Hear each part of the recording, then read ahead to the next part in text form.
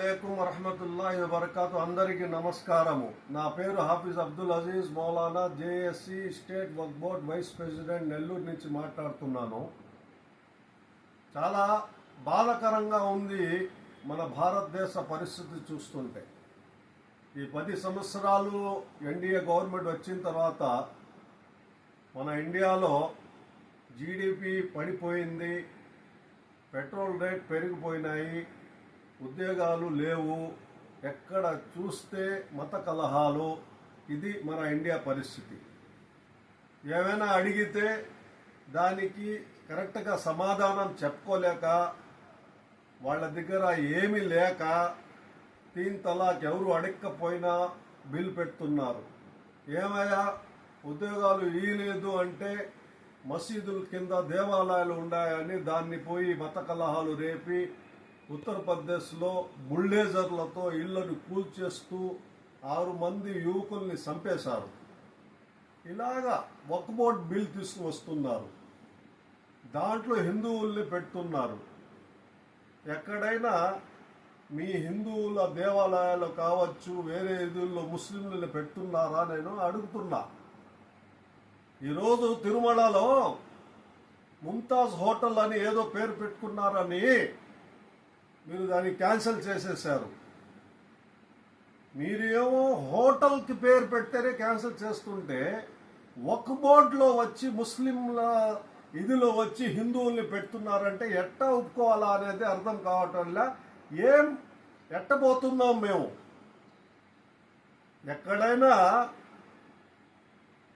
భూమిలో దేవుడు మనకు అందరికీ తవ్వితే బంగారం వస్తుంది, పెట్రోల్ వస్తాయి, డీజిల్ వస్తాయి, వేరే మనకు దేవుడు అన్ని ఇచ్చి ఉన్నారు భూమిలో.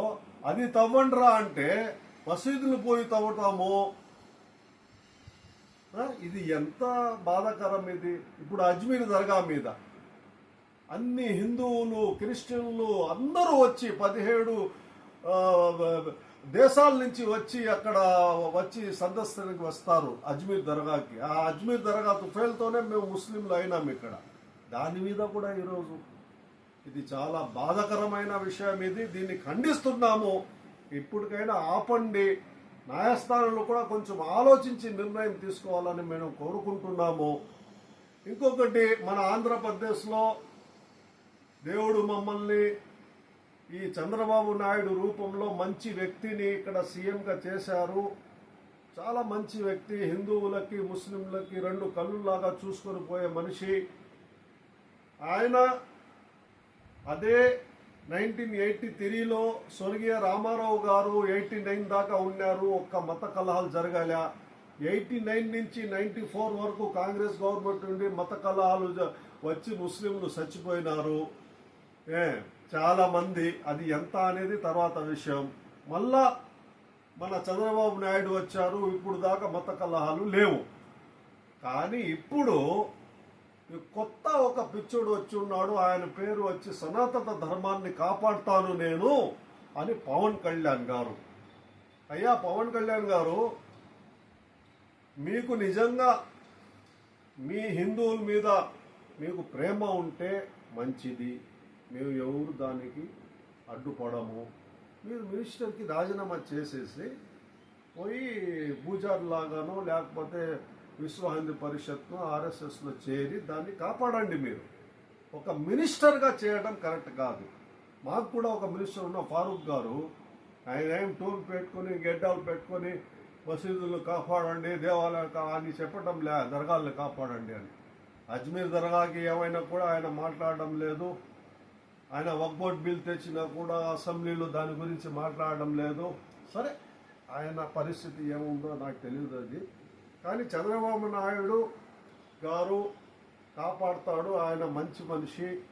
ఆయన కానీ నిజంగా ముస్లింల మీద ప్రేమ ఉంటే ఆయనకు ఓట్లేసి గెలిచాం కాబట్టి నెల్లూరులో జెండా వీధిలో వచ్చి ఎంపీ గారు, నారాయణ గారు, ఇక్కడ ఉండే ఎమ్మెల్యేలు మేము ముస్లింలకు ఏం వచ్చినా మేము ఉండామని చెప్పి ఈరోజు వక్ఫ్ బోర్డ్ బిల్ తెస్తే మీరు పార్లమెంట్లో సపోర్ట్ చేస్తున్నారండి. చాలా బాధాకరం. అయ్యా చంద్రబాబు నాయుడు గారు, మీరు ముస్లింల మీద చాలా ప్రేమ మాకు తెలుసు. ఇక్కడ నెల్లూరులో అబ్దుల్ అజీజ్ గారికి వక్ఫ్ బోర్డ్ చైర్మన్ ఇచ్చారు, కానీ మీరు ఎమ్మెల్సీఓ రాజ్యసభ ఇస్తానని చెప్పారు. అది ఎందుకు ఇవ్వలేకపోతున్నారో నాకు తెలియదు, అది మీ ప్రాబ్లము. కానీ ఒక ముస్లింకి ఎంపీ సీట్ కూడా ఇలే ఇక్కడ. 25 ఎంపీ సీట్లు ఒక్క ముస్లిం కూడా ఇయలేదు. ఒక రాజ్యసభ ఇస్తే మంచిదే కదా. కానీ ఆ 3 ఎవరికి ఇచ్చేశారు. సానా సతీష్ అంట కొత్తగా ఎంత కష్టపడ్డారు ఇక్కడ. 4.5 సంవత్సరాలు ఆయన ఈ పార్టీకి అధ్యక్షుడిగా ఉండి ఎంతో పోగొట్టుకున్నాడు. ఆయనకు ఒక మంచి పదవి ఇవ్వచ్చు కదా. వక్ఫ్ బోర్డ్ చైర్మన్ ముస్లింకి కాకుండా రెడ్లకి ఇస్తారా? అది ఏదో ఘనకార్యం చేసినట్టు మీరు. ఆయనకు ఆర్టీసీ చైర్మనో లేకపోతే పెద్ద ఉన్నాయి కదా, అది ఇవ్వచ్చు కదా. రాజ్యసభ ఇవ్వచ్చు కదా.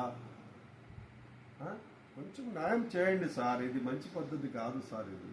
ఎందుకంటే మీరు చాలా మంచి మనిషి, మీకు రాజకీయాల్లో ఇది కాదు. మీరు హిందూ ముస్లింలకి చాలా బాగా చూసుకునే మనిషి. ఇమాములకి మోజన్లకి ఈరోజు భారతదేశంలో జీతాలు ఇస్తున్నారంటే మీరే. కానీ ఇప్పుడు 6 నెలల నుంచి ఆపేశారు, అది వేరే విషయము. అది తొందరగా ఇస్తే మంచిది, కానీ మీరు ఇస్తారు. ఎందుకంటే మనకు ఈ భారతదేశంలో ఎవరు ఇవ్వని బడ్జెట్లో మీరు ఇచ్చారు డబ్బులు. మీరు ముస్లింల పక్షపాతి, నాకు తెలుసు. అది షరీఫ్ గారికి ఒక మినిస్టర్ హోదా ఇచ్చి ఆయనకు కూడా ఇచ్చి ఉన్నారు. ఇంకా కొంచెం మీరు బాగా చేస్తే బాగుంటుంది. 50 సంవత్సరాల ముస్లింలకి రిజర్వేషన్ ఇది పింఛన్ ఇస్తానని చెప్పారు, అది కూడా కొంచెం ఆలోచించండి. నాణ్యతమైన మీరు సారాయి ఇస్తున్నారని చెప్పారు. నాణ్యతమైన సారాయి కాదు సార్ ఇవ్వాల్సింది, నాణ్యతమైన విద్య ఇవ్వాలి, నాణ్యతమైన మనకు ఆరోగ్యం ఇవ్వాలి, హెల్త్ ఇవ్వాలి, కానీ సారాయి కాదు సార్. మీరు ఏం చెప్తున్నారంటే 290 రూపాయలు ఉండేది ఈరోజు 200 ఉండింది, 90 రూపాయలకి ఇస్తున్నాము. అది ఏ సారాయి తాగేవాడు అడగలే తగ్గించమని, కానీ మీరు వాళ్ళు అడగకుండానే తగ్గిస్తున్నారు. అంటే ఎంత ప్రేమ చూపిస్తున్నారు మీరు సారాయి వాళ్ళ మీద. అదే తెల్లగడ్డ వచ్చి 400 రూపాయలు అయిపోయినాయి, దానికి తగ్గించండి సార్. నూనె తగ్గించండి సార్. పెట్రోల్ తమిళనాడులో వచ్చి 90 రూపాయలు సార్, ఇక్కడ వచ్చి 112 రూపాయలు. కరెంట్ ఛార్జీలు కూడా పెంచుతున్నారంట, అది తగ్గించండి. మీరు ఏం విద్య, హెల్త్, ఉపాధి ఈ 3 ప్రజలకి ఇచ్చేస్తే చాలు సార్. ఈ వేరే మీరు రూపాయికి ఆ బియ్యం కూడా అవసరం లే. ఎన్టీఆర్ గారు 83లో 2 రూపాయలకి ఇస్తేనే దేవుడు అన్నాము. 2024లో రూపాయి అయింది సార్ బియ్యం, అవసరం లేదు సార్. అది ఆపేసి మీరు కావాలంటే నిత్యావసరాలు అన్నీ తగ్గించి హెల్త్ పరంగా కొంచెం మంచిగా ఇది చేస్తే చాలు సార్. అది వేరే విషయం. ఇంకొకటి, మన పిచ్చి పుల్లయ్య పవన్ కళ్యాణ్ గారు నేను సనాతన ధర్మాన్ని నేను ఒక్కడే కాబట్టి ఊగిపోతున్నాడు ఆయన వచ్చిన తర్వాత భీమవరంలో ఎవరో పిచ్చోడు పోతే ముస్లిం అనుకుని చంపేదానికి పోయినారు. నిన్నటికి మొన్న రాయచోటిలో వచ్చి స్వామిలు పోతున్నారు, అయ్యప్ప స్వామిలు. వాళ్ళు మసీద్ చూడగానే పూనకం వచ్చేసి జై శ్రీరామ్ అంటున్నారు. జై శ్రీరామ్ ఏంది సార్ స్వామిలు చెప్పేది? ఎక్కడ ప్రపంచంలో చూడలేము మేము ఇండియాలో. ఇది అంతా పవన్ కళ్యాణ్ వచ్చిన తర్వాతనే ఇక్కడ జరుగుతున్నాయి సార్.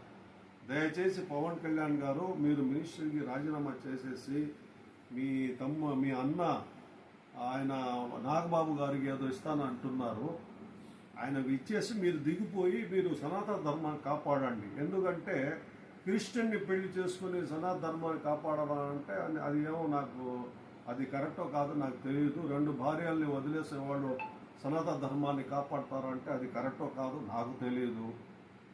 మీరు నిజంగా సనాతన ధర్మాన్ని కాపాడాలనుకుంటే నిజం చేసేయండి. మినిస్టర్ చేసేసి నాగబాబుకి ఇచ్చేసి, లేకపోతే మీరు ఒక మినిస్టరు, నాగబాబు ఒక మినిస్టరు, రామ్ చరణ్ ఒక మినిస్టరు, చిరంజీవి ఒక మినిస్టరు, అంతా మీ ఫ్యామిలీనా? వేరే వాళ్ళు ఉండకూడదా ఎట? ఇది కరెక్ట్ కాదు. పవన్ కళ్యాణ్ గారు మీరు వచ్చిన తర్వాత ఈ బీజేపీతో కలిసి ఈ రాష్ట్రాన్ని నాశనం చేసేస్తున్నారు, హిందూ ముస్లింల మీద తగాదాలు పెడుతున్నారు. ఇది కరెక్ట్ కాదు. దయచేసి మీరు మినిస్టర్గా అయినా కరెక్ట్గా చేయండి, లేకపోతే ఆర్ఎస్ఎస్ బీజేపీలో చేరి మీ హిందూ ధర్మాన్ని కాపాడుకోండి, మాకేం ఇబ్బంది లే. హిందూ దేశంగా మారాలా, హిందూ దేశం చేయాలా అంటే నేపాల్కి వెళ్ళిపోవచ్చు, అది హిందూ దేశం. ఇది భారతదేశం లౌకిక దేశం. అంబేద్కర్ గారు రాజ్యాంగం రాసి ఉన్నారు, అది కొంచెం ఆలోచించి పని చేయాలని మా చంద్రబాబు నాయుడు గారికి విజ్ఞప్తి చేస్తున్నాను. దయచేసి మీరు ఈ పిచ్చుడిని కొంచెం దగ్గర రానియకుండా, లేకపోతే ఆయన నిజంగా మంచి పని చేయాలనుకుంటే హిందూ ముస్లిం తగాదాలు లేకుండా ఈ రాష్ట్రాన్ని కాపాడాలని, ఈ అజ్మీర్ దర్గాల మీద పోతుంటే మీలాంటి మంచి వాళ్ళు నోరు విప్పాలా, ఆ వక్ఫ్ బిల్లుని మీరు వ్యతిరేకించాలా, ఈ రాష్ట్రాన్ని పవన్ కళ్యాణ్ బీజేపీతో కాపాడాలని మేము దయచేసి విజ్ఞప్తి చేస్తున్నాను. జై హింద్, అల్లాహ్ హాఫిజ్.